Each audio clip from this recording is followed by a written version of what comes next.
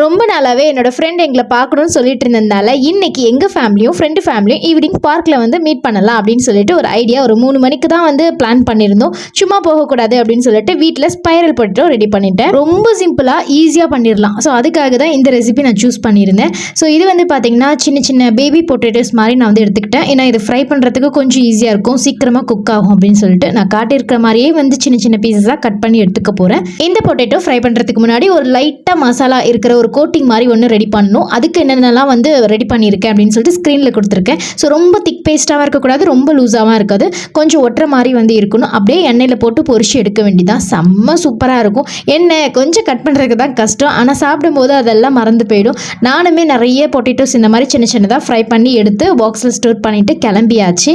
இந்த பொட்டேட்டோவை cheese and ketchup வச்சு serve பண்ண வேண்டியதான். டேஸ்ட்டு குட்டீஸ்லேருந்து பெரியவங்கள வரையும் அவ்வளோ இம்ப்ரெஸ் பண்ணுவோம். என் ஃப்ரெண்டு சாப்பிட்டுட்டு டேஸ்ட்டு சும்மா வேறு லெவலுன்ட்டாங்க.